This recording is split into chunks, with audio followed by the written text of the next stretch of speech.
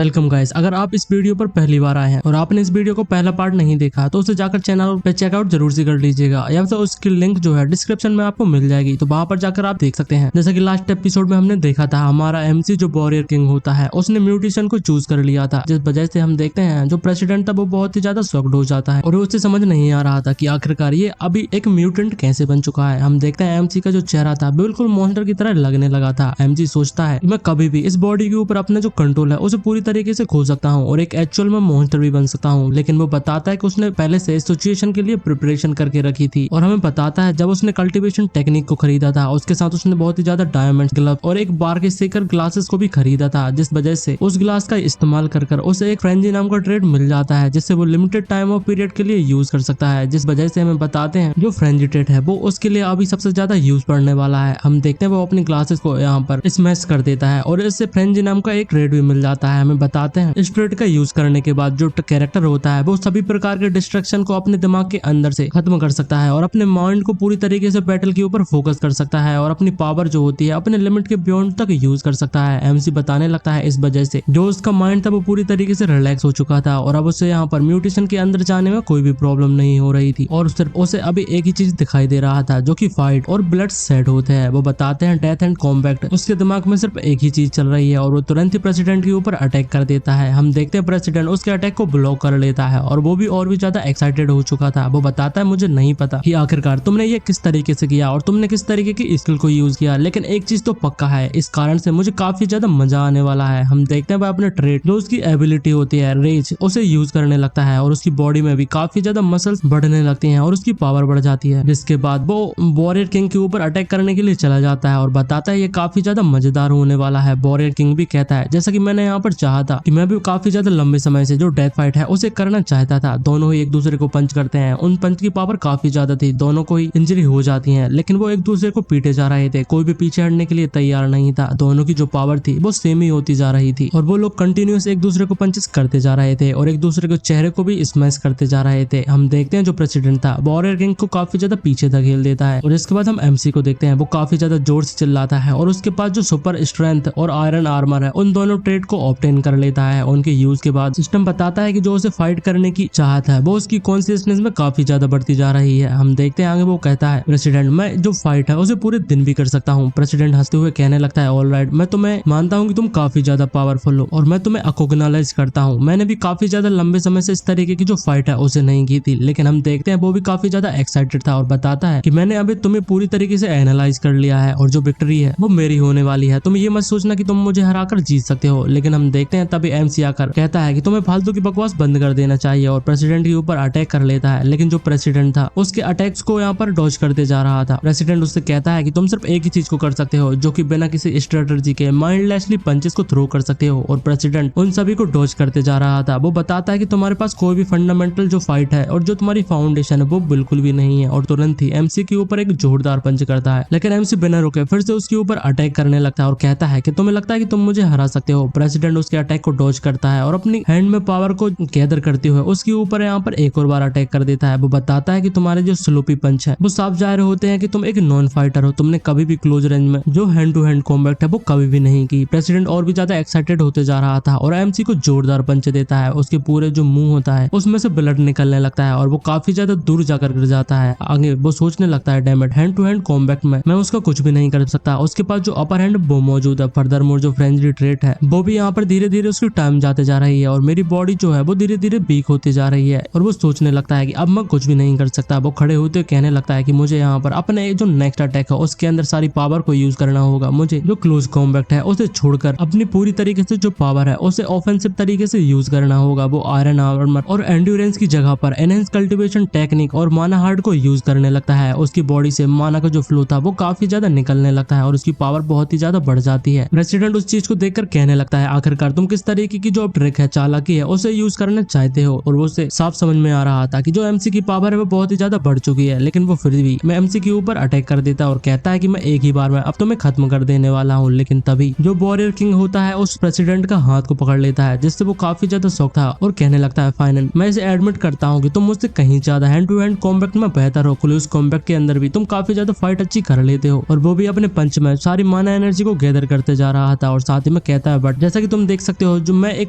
कोई भी close combat fighter बिल्कुल भी नहीं हूँ। एक्चुअली मैं एक स्वॉर्डमैन हूँ और अपने हाथ से ही वो बोन्स की मदद से एक स्वॉर्ड को बना लेता है जिसमें आजू बाजू जो माना था वो पूरी तरीके से फ्लो होता जा रहा था। उसे देखकर तो प्रेसिडेंट और भी ज्यादा शॉक्ड हो जाता है और वो समझ जाता है कि अब तो उसके यहाँ पर खत लगने ही वाले हैं। जिसके बाद हम एमसी को देखते हैं, वो अपनी फ्लैश टेक्निक का यूज करता है और प्रेसिडेंट के ऊपर अटैक कर देता है। प्रेसिडेंट काफी ज्यादा जोरों से उस अटैक के कारण चिल्लाता है और उसके मुंह से काफी ज्यादा ब्लड भी निकलने लगता है। जिसके बाद हमें दिखाते हैं उसकी हालत बहुत ही ज्यादा खराब हो चुकी थी और शायद जो स्वॉर्ड होती है वो भी उसके आर पार हो चुकी थी। वो एमसी से कहने लगता है तो तुम अपने खाली हैंड्स की मदद से भी इस पावर को यूज कर सकते हो, तुम यहाँ पर फ्लैश को यूज कर सकते हो। एमसी बताने लगता है हाँ ये काफी ज्यादा अच्छी फाइट थी और मुझे काफी ज्यादा मजा आया, और वो अपने जो बोन स्वॉर्ड होती है उसकी चेस्ट के अंदर से बाहर निकाल लेता है। प्रेसिडेंट कहता है तुम असल में एक यहाँ पर मॉन्स्टर हो, और वो वहीं पर गिर जाता है। जिसके बाद हम एमसी को देखते हैं, उसकी हालत भी काफी ज्यादा खराब थी। वो बताता है कि उसने भी अपनी बॉडी को काफी ज्यादा लिमिट से ऊपर ज्यादा पुश कर दिया है और उसकी जो स्टेटस होता है वो बहुत ही ज्यादा खराब हो चुका था। हमें बताते हैं उसके सेंसिंग जो पावर होती है वो पूरी बॉडी के अंदर चेंज होने लगती है और वो म्यूटेशन के अंदर जाने लगता है। उसकी बॉडी के ऊपर से उसका कंट्रोल खोने लगता है। वो काफी ज्यादा जोरों से चिल्लाता है, लेकिन तभी एक गोल्डन पावर मतलब की जो लाइट होती है वहां पर आ जाती है जो उसे पूरी तरीके से कवर कर लेती है। उसे भी इस चीज से काफी ज्यादा शॉक्ड लगा था और समझ में नहीं आ रहा था कि आखिरकार क्या होता है। वो कहता है ये तो, और वो शॉक्ड होता है आखिर कैसे हो चुका है। हम देखते हैं वो नॉर्मल फिर से अपनी जो ह्यूमन फॉर्म था उसमें आ जाता है और हमें बताते हैं जो वॉरियर किंग था वो फिर से अवेकन हो चुका था और लेवल अप कर जाता है। अब वो लेवल 3 का सुपर ह्यूमन बन चुका था। वो बताने लगता थैंक गॉडनेस मैं यहाँ पर लेवल अप हो चुका है, वो भी परफेक्ट टाइम पर, अदरवाइज मुझे म्यूटेंट बनने से कोई भी नहीं रोक सकता था और मुझे लगता है इस बार मैं काफी ज्यादा लकी था। और तुरंत ही वहाँ पर बेहोश हो जाता है। इसके बाद सीन शिफ्ट होता है, हम एक प्लेस पर देखते हैं एमसी जो था टब के अंदर लेटा हुआ था और बाहर देखकर शॉक्ड हो जाता है। वो उसे समझ में नहीं आ रहा था कि आखिरकार वो अपने घर पर कैसे आ चुका है। जिसके बाद हम मिस्टर चोई को देखते हैं, वो कहने लगते हैं मिस्टर सुपर ह्यूमन, और तुरंत ही आकर एमसी से लिपट जाता है और बताने लगता है क्या तुम यहाँ पर ठीक हो। एमसी बताता है कि आखिरकार क्या हुआ था डायरेक्टर चोई, जरा मेरी यहाँ पर बात तो सुनो। लेकिन डायरेक्टर चोई यहाँ पर रोते ही जा रहा था। एमसी काफी ज्यादा ऑकवर्ड फील कर रहा था। डायरेक्टर चोई कहने लगता है मुझे तो यहाँ पर सच में लग रहा था कि तुम मर चुकी हो। जब मैं जूनियर एसोसिएशन की उस वाली प्लेस पर पहुंचा था तो मैंने देखा तुम वहां पर उन सभी जो जूनियर एसोसिएशन के बास्टर्ड है उनके बीच में लेटे पड़े हुए हो और मुझे लगा था कि तुम मर चुकी हो, लेकिन मैं फिर भी तुम्हें यहाँ पर वापस घर पर लेके आ गया। मैं देखना चाहता था कि तुम अभी भी यहाँ पर हील कर सकते हो कि नहीं, क्योंकि जब मैं वहां पर पहुंचा और मैंने तुम्हें चेक किया था तुम यहाँ पर थोड़ी बहुत सांसें ले रहे थे, इसीलिए मैं तुम्हें अपनी प्लेस पर लाकर जो माना स्प्रिंग है उसके अंदर लिटा दिया था। तुम काफी ज्यादा यहाँ पर लंबे समय तक अनकॉन्शियस थे और अभी पूरा एंटायर वीक हो चुका था। उस बात से एमसी भी शॉक्ड हो जाता है और बताता है कि अब तुमने मुझे याद दिलाया है तो, और वो अपनी बॉडी को चेक करता है और बताने लगता है कि मैं अभी काफी ज्यादा हील भी हो चुका हूँ। अभी जो डायरेक्टर चोई था काफी ज्यादा एक्साइटेडली तरीके से कहने लगता है तुम सच में यहाँ पर एक इनक्रेडिबल बंदे हो, तुमने अकेले ही पूरी जो जूनियर एसोसिएशन है पूरी तरीके से उन्हें एनिलेट कर दिया, जिस वजह से हमें काफी ज्यादा जो रिक्वेस्ट कॉल है हमारे ऑफिस में यहाँ पर आते जा रही है। एमसी काफी ज्यादा शर्मिंदा हो जाता है और बताता है मुझे पता है कि मैं कोई जो मामूली इंसान नहीं हूँ, मैं कुछ यहाँ पर अलग ही बना हुआ हूँ। डायरेक्टर चोई कहने लगता है कि तुम यहाँ पर कोई अलग नहीं हो बल्कि तुम तो फ्रीकिंग पूरी तरीके से अमेजिंग हो। जो एमसी था वो शर्मा जाता है और कहता है तुम मुझे काफी ज्यादा तारीफ कर रहे हो। तभी जो डायरेक्टर चोई था वो बताता है जो फाइट के दौरान तुम्हारी जो सारी लूट थी मैंने उसे गैदर कर लिया है और उन्हें एक प्लेस पर ले जाकर लोगों को उन्हें संभाल कर रखने के लिए और उन पर नजर रखने के लिए कह दिया है। तुम जब चाहो वहां पर जाकर जितनी चाहे चीजों को ले सकते हो। एमसी कहने लगता है कि सबसे पहले मुझे पूरी तरीके से जो हील करने की जरूरत है। जिसके बाद वो बताता है कि सिंस मैं अब एक लेवल 3 का बन चुका हूँ मुझे एक प्लेस पर जाना है जहाँ पर मैं विजिट करना चाहता था, और वो फिर से अपनी क्रीपी स्माइल देने लगता है। उसके अंदर लालच साफ ही दिखाई दे रहा था। एक हफ्ता बीत चुका था। हमें एक प्लेस पर बहुत ही बड़ी बड़ी बिल्डिंग दिखाई देती है। वो उस प्लेस पर पहुंच जाता है जो हमें लगता है कि एसोसिएशन हेडक्वार्टर्स थी, जहाँ पर वो एक प्लेस पर पहुंचकर मेजरिंग माना उस प्लेस पर लिखा हुआ था। वो अपनी पावर को मेजर करना चाहता था। वो बताता है जैसा कि मैं लेवल 3 पर आ चुका हूँ तो मुझे अपने जो एक्चुअल पावर है उसे भी चेक कर लेना चाहिए। जिसके अंदर बताते हैं वॉरियर किंग जो कि 22 साल का एक मेल वॉरियर क्लास का बंदा है वो लेवल 3 पर पहुंच चुका है और जिसके पास 6 लेयर सर्किट मौजूद है। एमसी इस चीज को देखकर काफी ज्यादा खुश हो चुका था। वो बताने लगता है तो फाइनली मुझे जो ऑफिशियल सर्टिफिकेशन है वो मिलने वाली है और जिस वजह से मुझे सारे प्रकार के ग्रेट बेनिफिट है वो भी मिलने वाले हैं। जिसके बाद हम उसी लड़की को देखते हैं जो हमें पहले कुछ चैप्टर्स में भी दिखाई गई थी जब पिछली बार हमारा एमसी यहाँ पर अपने माना मेजरमेंट को करवाने के लिए आया था। वो बताने लगती है मिस्टर सुपर ह्यूमन तुम काफी ज्यादा अमेजिंग हो। एमसी उसे देखता है और काफी ज्यादा शर्मा जाता है। वो लड़की जो थी वो बताने लगती है मैंने यहाँ पर किसी को भी नहीं देखा जो इतनी फास्ट तरीके से ग्रो होता है और ऐसा लगता है कि तुम फ्यूचर में जाकर खुद की एक कंट्री को भी फाउंड कर सकते हो। क्या मैंने यहाँ पर सही कहा? एमसी शर्माते हुए कहने लगता है नहीं मैं इतने ज्यादा यहाँ पर कुछ भी नहीं करने वाला। जिसके बाद बॉसिंग में मिल बनते हुए कहने लगता है क्या मैं अपने जो सर्टिफिकेट है वो ले सकता हूँ प्लीज। यहाँ पर वो लड़की जो थी वो कहने लगती है ऑफकोर्स यहाँ पर तुम मेरे साथ आओ, मैं तुम्हें जरूर से सर्टिफिकेट है वो प्रोवाइड करा दूंगी। जिसके बाद वो एक प्लेस पर पहुंच जाते हैं। जो लड़की थी वो बताने लगती है जो ऑफिशियल सेरेमनी सर्टिफिकेट है वो तुम्हें यहाँ पर मैं दे थी जिसके लिए वो कांग्रेचुलेशन भी करती है। एमसी उसे धन्यवाद कहता है और जो लड़की थी वो बताने लगती है मुझे तुमसे काफी ज्यादा जलन महसूस हो रही है और हंसती जा रही थी। लेकिन एमसी शांत हो जा रहा और कहने लगता है कि मुझसे आखिरकार क्यों। तो वो बताने लगती है काफी ज्यादा रीजन की वजह से मुझे ऐसा लगता है कि काश मैं तुम्हारे जैसे इतनी ज्यादा स्ट्रांग होने वाली थी। लेकिन एमसी सोचने लगता है बिग श्योरन जो कि उस लड़की का नाम था वो उस तरीके की जो इमोशन है वो शो कर रही है। इस कारण से मुझे काफी ज्यादा ऑड लगा है क्योंकि जो अनइमेजिनेबल मतलब कि जो